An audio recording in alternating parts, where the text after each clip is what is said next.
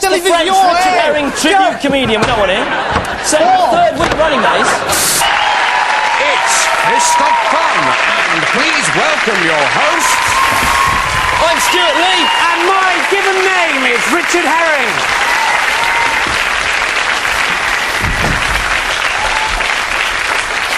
And welcome to Fist of Fun, the lifestyle show which has already been described by Somerset's Western Daily Press as not at all funny. That was Chris Rundle there. Chris Rundle. He described it that. Look at this stupid Cornish face there.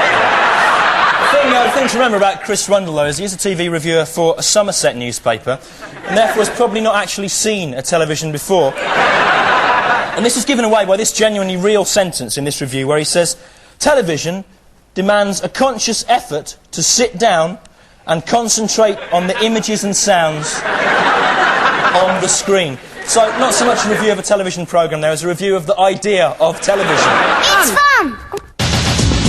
Yeah, and can I just say at this point as well, 4 weeks in, to any teenage girls watching, please, please, stop pestering us and stop sending in all your letters and knickers in the post. Just the knickers on their own will suffice. We don't read the letters anyway, we just throw them away. So, anyway. It's great, though, getting all this attention in the papers and Not really, Rich. No, I hate it, actually. What? I hate it. You know what? I hate it because everyone that likes comedy is a horrible, hideous, mad, obsessive, ugly freak. That's not true. Look at this audience tonight. Look at them. It's like Todd Browning's freaks out there. It really is. There's that bloke in the front row there, for example, right? He is so hideous that the British Broadcasting Standards Authority will not allow us to beam a picture of him into your home. They won't allow it. Barely semi-human. He looks like some kind of weird creature that's been assembled from the discarded body parts of old Hollywood screen monsters. All right, lay off, Stu. That isn't a freakish comedy fan. It is. That's my dad, actually. Sorry, mate. He's just down for the week, came to see the show, see how I was getting on. Yeah. If you must know, he's having a few problems at home with my mum, actually. Needed a bit of a break, actually, so I hope that makes you feel better. I'm sorry to hear that. I'm sorry. Sorry, Keith. Sorry about that. Although, looking at him, it's not surprising, is it, really? He's let himself go, hasn't he? I mean, you know, your mum's an attractive woman. She could do a lot better than that old aardvark face bloke. All right, Stu, lay off. That is an aardvark, obviously. Oh, yeah. My dad's next to the aardvark. In the jar there. I'm sorry. I'm sorry about that. So, this is your dad, is it, Rich? There, the amazing jarred man of Somerset. Yes, he copes very well, though, considering. Well, I wish you'd told me earlier, because I've been dipping my crisps in him all afternoon. It's good, though, because I put them in plain. They came out a kind of prawn cocktail flavour. Leave him alone. Give him back to me. Don't you worry, Dad. Don't listen to him. Just because someone's a little bit different or strange doesn't mean they can't live a perfectly full, ordinary life. Well, he can't, can he? He's in a jar, let's face it. Well, no, he can't. That wasn't a very good example, but otherwise... Fist. I am Pestilence, one of the 4 horsemen of the apocalypse. My day begins at 6 a.m.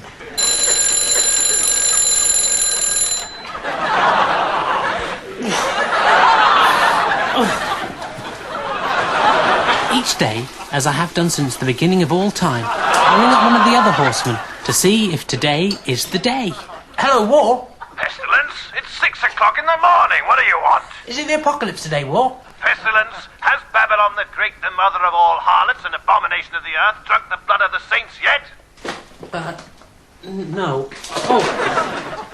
No. It's not the bloody apocalypse, is it? Rat!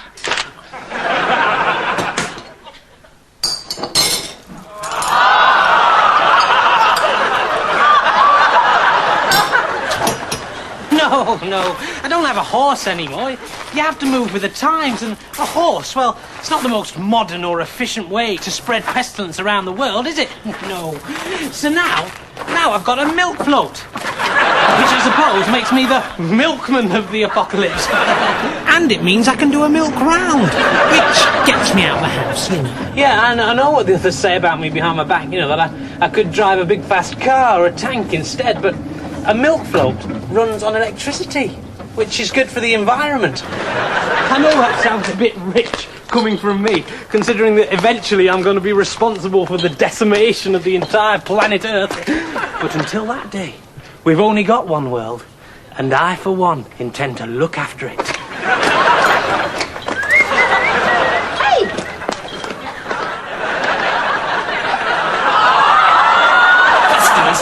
say the man is an absolute stupid ass. If the rest of us aren't busy, we try and do something destructive with our time. Keep our hand in. War might pop down to the Gulf and write Saddam Hussein is gay, love Kuwait on a wall. Or death might try and persuade Evel Knievel to come out of retirement. We hate being around with pestilence. When the four of us go out together, he makes us look like idiots!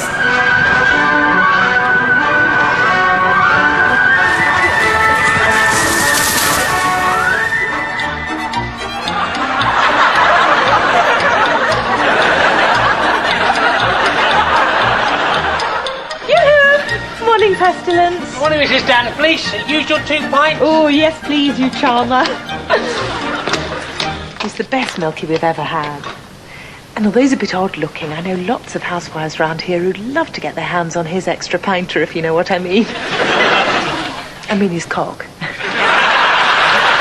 You've got to be careful, though, because I keep my supply of Pestilence in milk bottles on my float, and once I accidentally got the milk and the Pestilence mixed up, and took me a while to build the round up again after that, I can tell you. I am a dafty.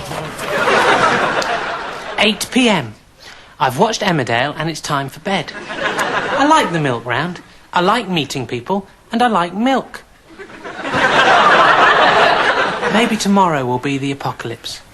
I hope not. Mrs. Dan Fleece's husband is away on business and she's ordered some of my special yoghurt.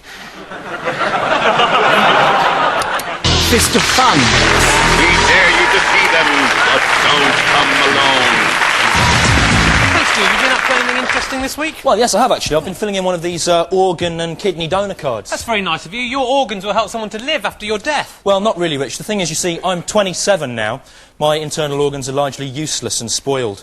But, what you can do with these is have a bit of fun. There, where it says, in the event of my death, please contact, you can put in the name of someone that you really hate.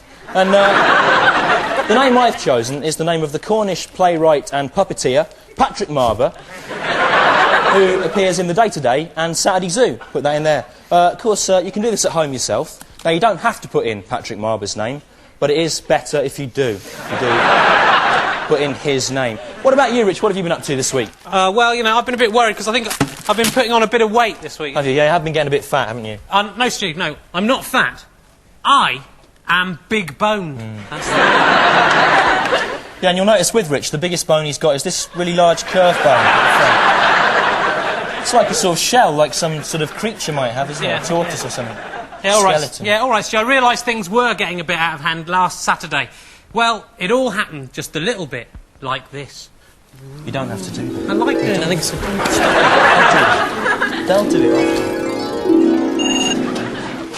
Hello, Pizza House Delivery. Can I take your order, please? Yeah, hi. I'd like... Hey, Richie!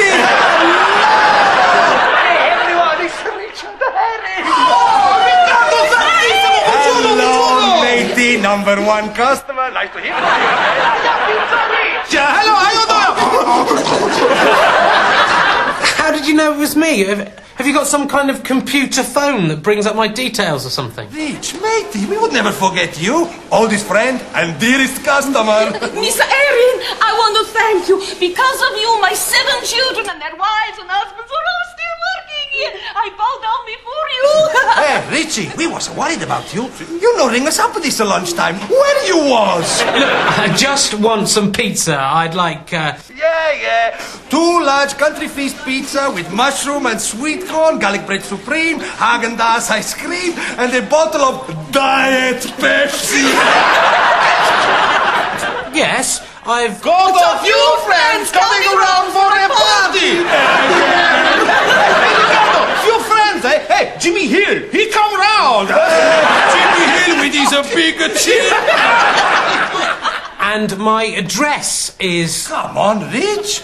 Why you take out the piece from your old mates? We know your address by now. I would hope so. Look, I'm gonna have to go. There's someone at the door. Hey, ciao! They already sent me round. It saves a lot of time. Gets the ovens free for all the other customers, you know? Yes. So, I've decided to do something about it and go on a diet. Oh, diet, Rich, come on. There's nothing sissy about a man in 90s Britain caring about the way he looks, Stu. There is. There isn't, because if fat is a feminist issue, where does that leave Bernard Manning? Yeah. There are lots of diets, though, you can choose from. This is one I've tried. It's the genuinely real eat more, weigh less diet. This one doesn't work, though. If you eat more, you weigh more. That's the way it works. I believe it works on the principle if you eat so much, you'll get so fat it goes all the way round past infinity and comes out thin again, but doesn't work for me. I think it's based on an old episode of Star Trek or something. Yeah, another one you could have a go at is this. It's the Cambridge diet. This involves cycling around in a long blue scarf and being rude and obnoxious to decent, ordinary local people. You don't lose any weight, but it does entitle you to a part in any film by Kenneth Branagh. But that's good, yeah. There's a bit of a side effect with it, though. After about 10 years, you go a bit mad and paranoid and strange and have to run away to Belgium. Yeah. So, well, that doesn't matter, because everyone there is so fat that, comparatively, you will have some self-esteem, which is nice.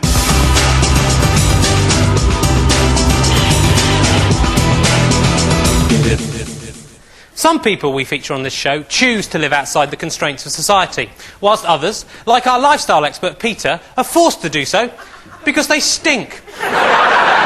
So breathe through your mouths as you welcome him, Peter!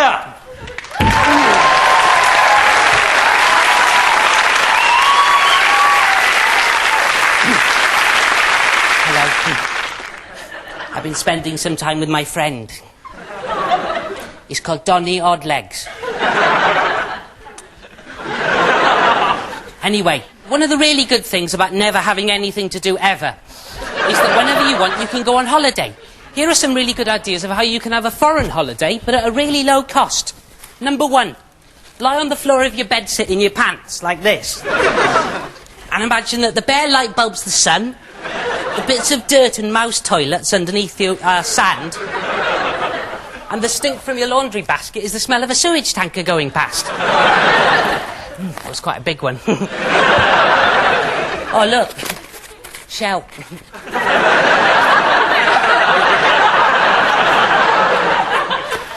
Number 2, easy holiday romance. Play with your winky. For a fortnight. Then never see him again. Number 3, simulate your holiday flight being delayed by strikes by getting the tube to Heathrow Airport and sitting in one of those chairs for about 2 days. And every now and again looking up at the flight departures board and going... Finally, lots of people make friends on holiday with somebody whose language they don't understand, don't they? So why not go and make friends with the man who stands by the bottle bank next to Balham Tube Station all day? Drinking medicine and shouting. He's impossible to understand. Right, I'll finish with another nice recipe. And Rich did a bit earlier about pizzas, didn't he? And we all know, don't we, how exciting it is to order a delivery pizza. Because you actually get to speak to somebody. Unfortunately, I haven't got a phone. I mean, I've tried writing, but it's not the same, really. Well, here's a delicious solution. Get a Farley's rusk. Smear some red sauce on it. Let's get rid of that. Cheese what sits on the top? Pizza. Oh, and for the olives, green clarets.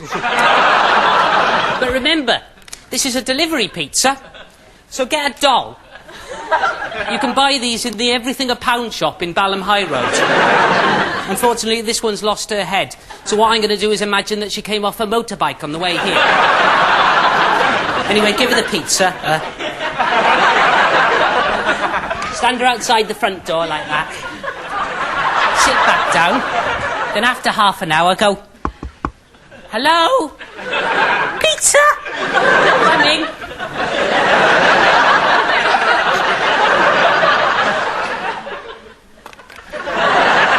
Thank you. Right, there you go. Remember, you must do that within half an hour, otherwise you'll have to make yourself a free garlic bread for the doll to give you as well.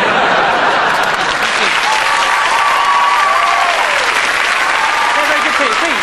Very good. Come on, come here. Come on, come here. Right, now I've warned you about that, not that far. Right. Turn the... Sorry. Now, some people have been writing into us, Pete, saying that we bully you. That's not true, is it? So that's not true, is it? It's not true we bully him. No. You probably slipped then. I did slip, yeah. Because every week we pay Pete one whole can of pop. This is Sun Charm Sparkling Orangeade here. There you go, Pete. Tuck into that, mate. You'll love it. Thank you. Sorry, I must have got shaken up in the bag or something, Pete. Sorry about that. That's all right. I needed a shower anyway. Yeah. So. And remember, Peter fans, the more you sympathise with Peter, the more we will bully him. I'm glad we understand one another.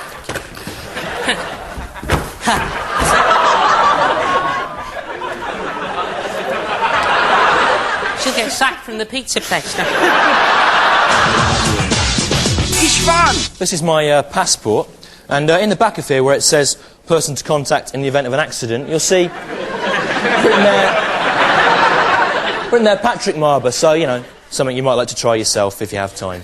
This is the backstage area, Dad. Is your dad having a good trip, is he, in London? Oh, yeah, he's had a great day, actually. He came up on the train from Weston-super-Mare, and he's been sightseeing. It's been a really exciting day for him, actually. Yeah, it must be exciting, because, of course, he's come up from Somerset, hasn't he, your dad? And it'd be very exciting for any of your county folk to climb inside the belly of a giant steel snake and then 2 hours later to be spat out in the fabled city of London, where the people walk about on their hind legs, don't they? Using words and language to communicate rather than just grunts and sort of facial gestures like back at home. It wasn't so long ago, was it, Rich, that people in Somerset thought that if you went past the Axbridge bypass, you'd fall off the edge of the world? It wasn't very long ago. As a matter of fact, my friend Brian Bancroft travelled as far as Swindon as early as the late 1980s, Stu, so get his facts right. Yeah, he did, Rich, didn't he? And he returned with a battery-operated torch, and then he became crowned king of all Somerset, didn't he? He didn't. You didn't. You know very well he only became the Bishop of Bath and Wells. I like Fist of Fun. Will you hurry up, please? Join me and Stewart now as we empty our sacks to pay this week's visit to the gallery. This is a game here sent in by Caroline and Tara from Devon, where you have to find famous celebrities inside crisp packets. Down here is Peter Stringfellow. And up there, that's Sister Wendy Beckett inside a packet of pickled onion meanies there. Cheers. This is a pair of pants wrapped in cellophane that Owen Thomas has sent us. They're his father's pants there. Thanks for those, Owen. This is a magic eye picture made out of barcodes. Miss E. Davis says if you stare at this for a very long time, you'll see absolutely nothing at all. So, like most magic eyes in that respect. And Paul Kelly of Dumfries has sent this in. It's a collection of 1 week shopping receipts belonging to the Old Grey Whistle Test presenter, Whispering Bob Harris. There they are. He's bought a Stinger and a copy of Q magazine. And he's withdrawn £10 from the Speed Bank there as well. £2 left in his account. Do keep your stuff coming in to the address, which is on your screens now, while I'm speaking with my voice. Do we have visitors from space? Are the many sightings fact or fiction? I'm going out into our audience now, because I believe somewhere here we've got a couple who've got an unusual lifestyle. Yeah, there they are. Will you please welcome from Solihull in the West Midlands, Adam and Tina Hartiman. There they are. Adam, Tina, thanks for coming in. And the thing about you is you are both modern-day vampires, aren't you? Yeah, that's right, yes. Tina, Adam, if you don't mind me saying, the first thing that strikes me about you both, you know, is you don't look very much like the sort of traditional version of vampires, you know. No, it's Hollywood, really, you know. It's done us a ridiculous disservice, making us into stupid stereotypes, really. You know, because we don't all wear black. And have pointed teeth and fly into people's rooms and bite them around the neck and face. You know, to all intents and purposes, we're just like anyone else, really. Anyone else, that's right. Yes, I'm a voluntary swimming teacher for handicapped children. Yeah. And Adam here, he's a member of the Solihull Lions. The thing about you is that you both do only eat human blood, don't you? Yes. Yeah. Yes. Right. Yes. But in this day day and age, we don't slaughter unwilling virgins. No. We've got a very supportive network of friends and neighbours, don't we, Poppet? Oh, yes, that's right. And we only drink blood that they've spilt by accident as well. Say, through careless nasal hair clipping, for example.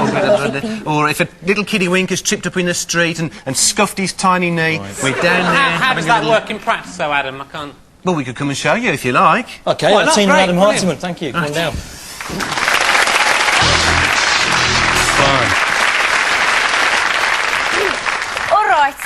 All right, Rich. Now, just imagine, for example, that you've been accidentally smacked in the face. Then I, as a vampire, could feast upon his wound, you see. Then you go,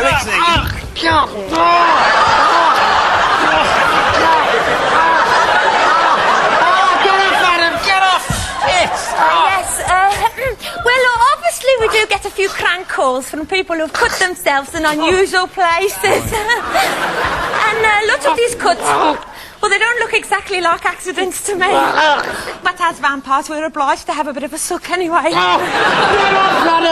That's interesting, actually, Tina, because I've got a bit of a weeping sore at the moment in a bit of an unusual place. I wonder... you know, maybe after the show you'd like to have a look at it with your mouth, perhaps. Yeah. Maybe later. Get off!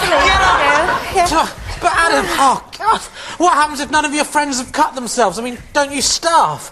Well, we have to bend the rules a bit, really, Rich. Can I call you Rich? I feel I know you now. We'll check the bins at the local hospitals, you know, or hang around at local accident black spots and hope for the best, really, you know. But we never try and cause accidents, though, you know, by spreading oil on the road and leaping out in black capes. No, we never do that. No. Right. And now my bloodthirst is satiated. Oh, hold on, missed a bit. Off you come, Poppet. Oh, nice, actually, a bit salty. You were saying earlier on that, you know, all your community are very supportive of you. Well, on the whole, yeah. Yeah, on the whole, but that isn't exactly the case, is it? We've got a bit of film here from your local priest, the Reverend Raymond Van Halen. For all intents and purposes, Tina and Adam are a very nice and respectable couple. They're very community-spirited, and they aren't doing anyone any real harm. But, as their parish priest, it is my duty, in accordance with God's holy written law, to nail huge wooden stakes through their hearts until they'd be dead. It's not a very pleasant duty. I much prefer christenings. So that's a bit different to what you were saying, isn't it? I mean, we've all got very different beliefs. Well, I'll tell you what, if I was him, I'd make sure my windows were shut, especially during the night. Yes, because even the tiniest opening can let in unknown wonders. Well, Tina, Adam, thanks for coming in, and I'll see you at the end. I'm in that. That's my plate in there. Okay, thanks a lot for coming in. Cheers. Thank you.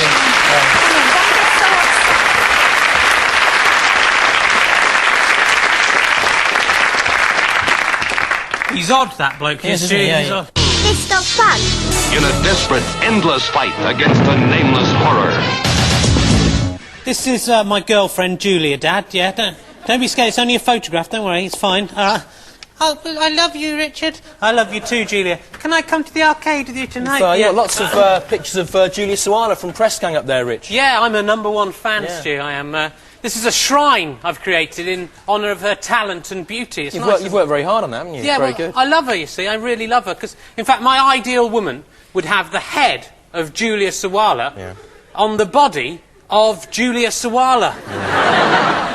So, surely you just mean, you know, more simply that your ideal woman would be Julia Sawalha? No, Stu, I don't think you were listening, were you? I said the head of Julia Sawalha on the body of Julia Sawalha. I said nothing about them being connected, did I? You've got to listen to what people say. And is this some kind of door? Does this open? You never go in there! You leave that alone! Right, no one's allowed in there apart from me and one other special person. All right, OK. All right, you never go in there! All right? I will go in when you're... You don't ever go in there! I won't. Stupid that is, anyway. You shut up! I am Simon Quinlank, here with yet another hobby you can engage in. I am the king of hobbies, and know more hobbies than anyone, even Neil Petark, who only knows 312, the hobby idiot. What do you need for this week's hobby?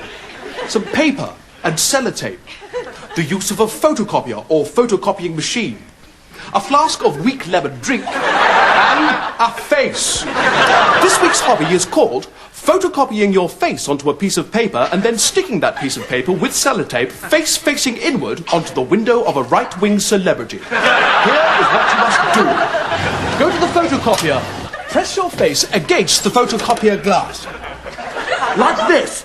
And then pull down the lid as far as you can. Take care not to crush your head to a pulp. Then press the start button.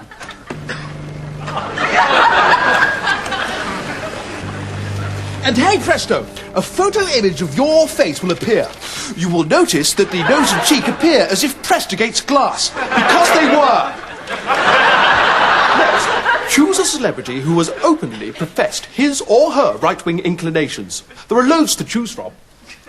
Johnny Morris, Gary Newman, Gary Bushell, Ted 321 Rogers, Morris McWhirter. Today, I have chosen the news of the world's voice of reason, Lord Woodrow Wilde. Go to the right-wing celebrity you have chosen's house. Sneak up to the right-wing celebrity's lounge window, and then stick the photocopy of your face to the window with sellotape, with the face facing inwards.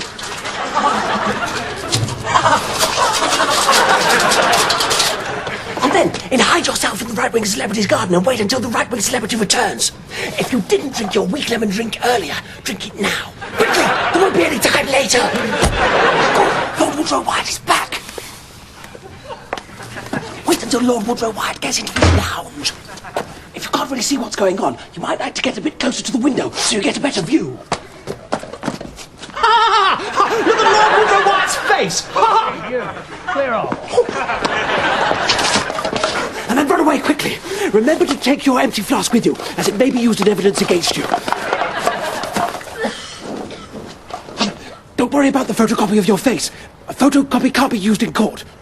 Probably. Mr. Fun. It makes me mad with power. Anyway, it's the end of the show now. Thanks a lot for coming along. Next Stewart, week we'll be looking at some... Have you seen my dad? I left him over Yeah, there. he was down there. Where is he? Dad? Peter! So I thought it was pickles. Peter, you ate my dad. I mean, I thought you left it for me like the can of pop. It was delicious. You ate him, Pete. You ate my dad. You ate him up. Would you like me to sick him up for you? No, leave him, Rich. Eating your dad is a mistake anyone could have made. Come on, let's leave him. I'm going to get you. No, leave him. But it's my dad, Stu. I loved him. I loved him as well, Rich. He was really... All right, no, okay, leave it. Okay, get in your box, right? It's not the time for violence. It's the time for remembering, what a good bloke your dad was and contemplating that, right? And anyway, he was only a bit of meat anyway, wasn't he? Let's face it. Yeah, you're right, I suppose. Thanks for coming along. See you next time. week. Bye. Oi, Tina tells me you've got a bit of a weeping sore. No, but it's cleared up now. It's all right. Hey, shut no, up. It's gone, it's cured. You want it. It's all right. You want it. No, it's fine now. It's fine now. Leave